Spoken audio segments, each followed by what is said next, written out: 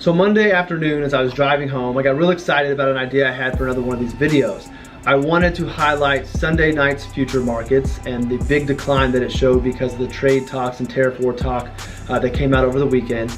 Monday morning, the market opened down, pretty down, and then the market closed basically flat on Monday. So Tuesday, I wanted to talk about how the future markets and all that news was just noise, and by the end of the day, all that scariness had kind of gone away, the markets kind of digested it, no big deal.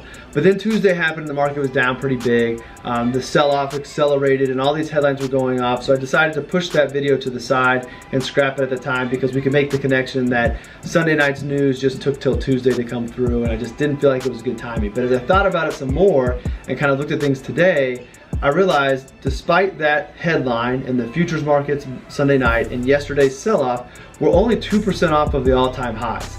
We're 2% off of all-time highs, and if you read the news or you listen to the TV right now, it sounds like we're on the verge of spiraling out of control. And we very well could, I don't know. I'm not pretending to act like I know.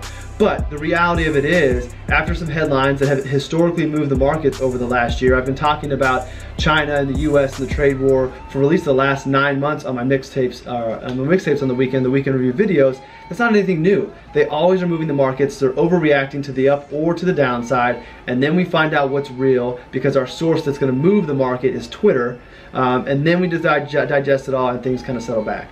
So this video is not for my friends on Twitter. I know you all understand not to pay attention to the futures, not to pay attention to the headlines, and take a longer perspective. But the reality of it is my videos get shared on other platforms, LinkedIn, Facebook, where some of those viewers are not working in this every day, do not have that discipline to realize that that's noise. We're going for a bigger picture, a longer investment horizon. So this video is for you. If you are not a professional, if you're working with a financial advisor, don't have a financial advisor, and you're letting the headlines spook you because of trade talks and whatever else may spiral from that, there will always be a doomsday scenario out there that someone wants to tell you.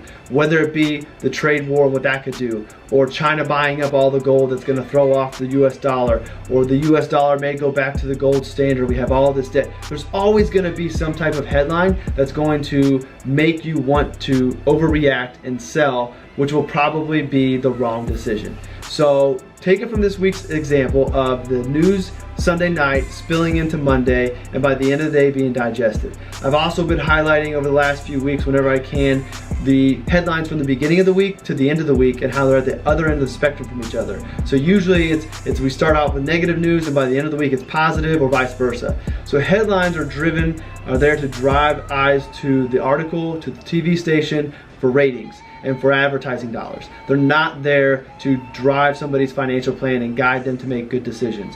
So take it from this week's example of the futures and where we're at. Trade war is what it is. It's going to continue to go. There's going to be noise there. Today I think there was some positive stuff that came out, but there'll probably be something negative tomorrow. Tune all that noise out. Go about your day, have a financial plan, have an investment strategy tied to that, have somebody you can talk to ask questions to, and then focus on enjoying life.